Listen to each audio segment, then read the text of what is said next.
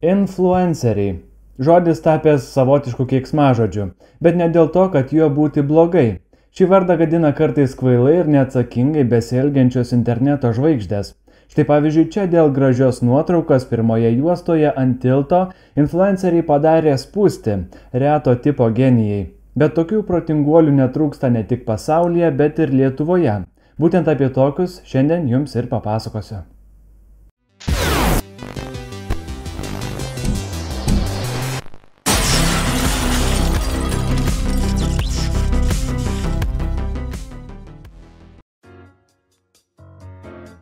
Beveik 30 000 sekėjų Instagram platformoje turinti Edita kartą nusifilmavo save kažkokios klinikos laukiamajame, kuriame iš ant staliuko padėto dubens paimtą saldainį išspjovė ir padėjo atgal, įmaišydama jį giliau.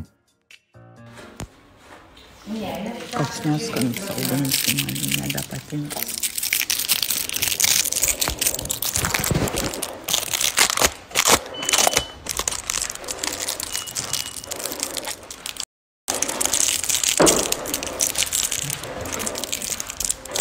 O tai jūs norite registruotis ar kaip nesuprantu?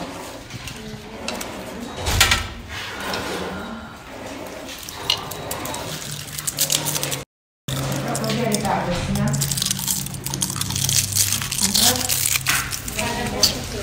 Net jei tai ir buvo nejuokingas pokštas, tai vis vien mažų mažiausiai šlykštu. Apie tai paklausta vėliau ji savo paskyroje rašė: saldainiai turi skaniai valgytis, spjaudyti nemandagu. Tai atgal suviniojau ir padėjau. Kažkaip nesistebiu, kad dalelytę juk ji rašo su G raide.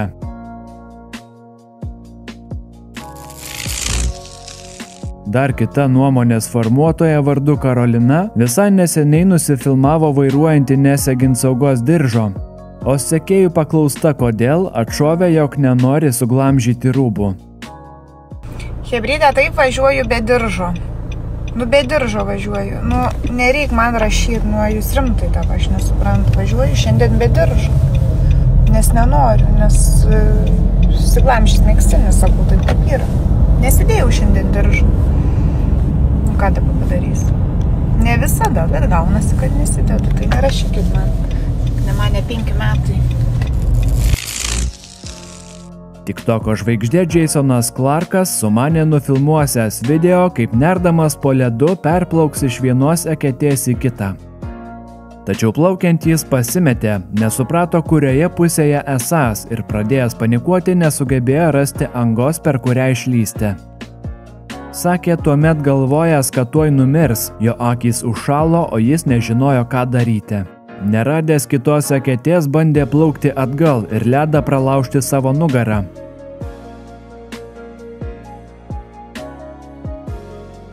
Tačiau galų gale visgi pavyko sugrįžti ir išlysti iš ledinio vandens.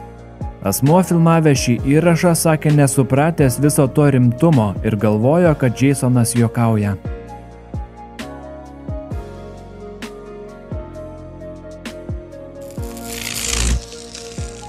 Turbūt vienas spalvingiausių praeitų metų interneto personų buvo Paulius Aršauskas, kuris vienas išvyko į Tailandą, kuriame savo nuotykius transliavo socialiniuose tinkluose. Ten buvo visko – nuo pinigų maldavimo, konfliktų, blūdėjimo girtam, ašarų ir nubalnotų alkūnių bei veido.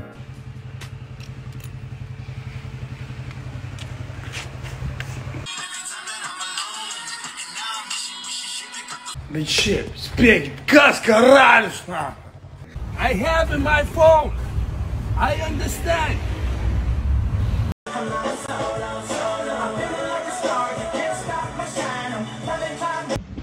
Look, Chris. Look.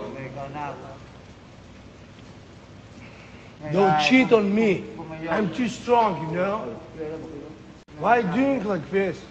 Kas gali mesti nuo šitų eurų? Ant pasitikėjimo. Skrilo arba kripto. Viskas. Skrinu į Lietuvą. Visus metus po grįžimo į Lietuvą Paulius buvo apsiraminęs, tačiau neseniai grįžo į platformą TikTok. Ten kasdien vykdo gyvas transliacijas, per kurias prašo TikToko dovanėlių. Patapinkit, pahujapinkit, viską darykit. Ačiū labai.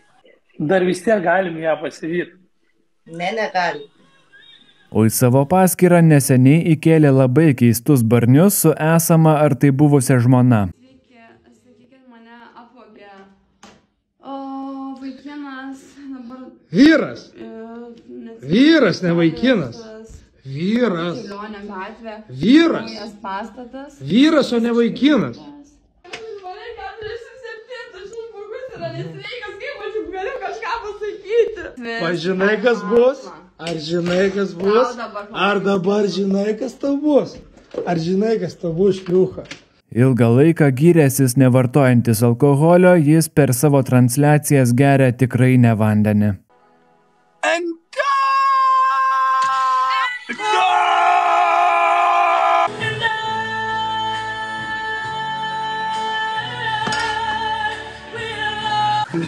Girdė, Aršo nebejaučia rankos, karočią. Ką daryt, Heura? Ne ranko, galiukų. Galiukų nebejaučia.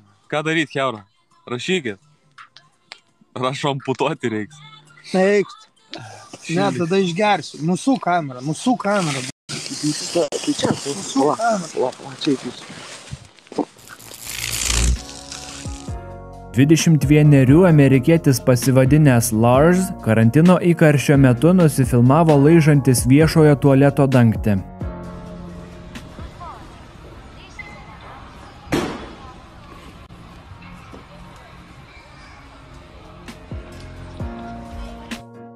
Žmonės po šio video influencerį vadino natūralios atrankos savanoriu. Sutapimas ar ne, po kelių dienų jis paskelbė užsikrėtęs virusu. Tai ne pirmas kartas, kai jis padaro kažką panašaus.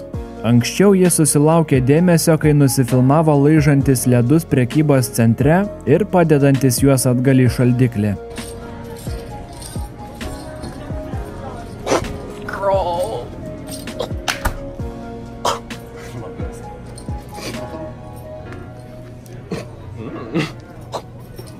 Bitch, put that shit back. Let's go. Felony incoming, bitch. Dėl savo kvailų poelgių ir besąlygiško apetito interneto šloviai, jis buvo pakviestas ir į daktaro Philo laidą. I mean, I don't talk to my family. Why not? They're irrelevant. They're irrelevant? None of them have followers. If they got followers or got rich, I'd probably talk to them again. Prieš keletą metų Jonas Nainys bei Ignas Lelys pasidalino įrašu, kuriame pietaudami kavinėje specialiai ant žemės numetė pilną dubenį šaltibarščių.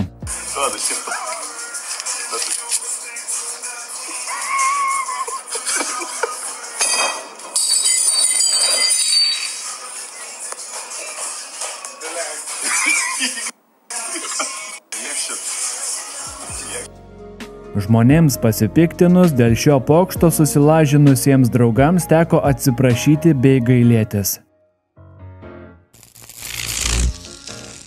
2017 youtuberis vardu Jay Swingler sugalvojo savo galvą įbetonuoti mikrobangų krosnelėje. Jį turėjo išgelbėti atvykę ugniagesiai, kurie šiaip netaip 22 brito galvą iš ten ištraukė. Ugniagesiai laisvinant vyro galvą užtruko apie valandą. Nors žmonės labai piktinosi, kad taip švaistomas valstybės tarnautojų laikas, influenceris savo pokšto per daug nesigailėjo. Nors ir suprato, kad tądien vos nemirė.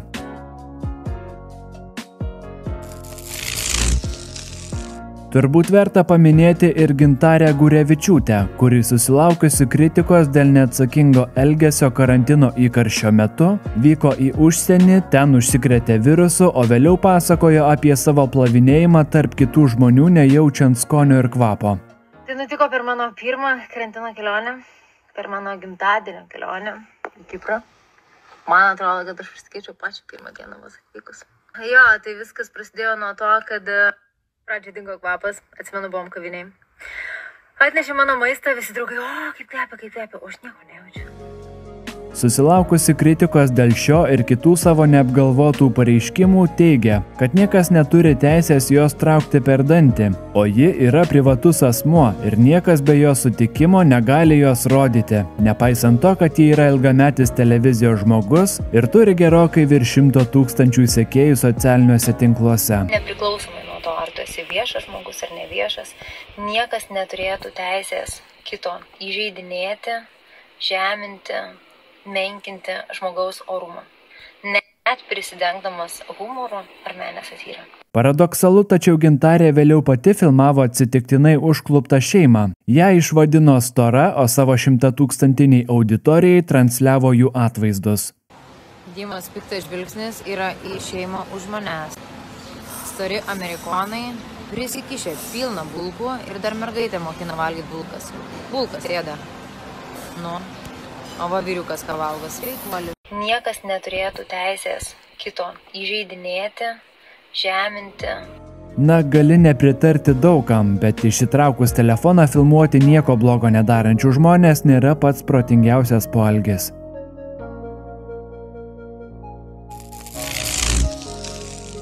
2019 influencerė Marcela Zoja nusifilmavo iš savo kambario balkono pro langą mėtanti baldus.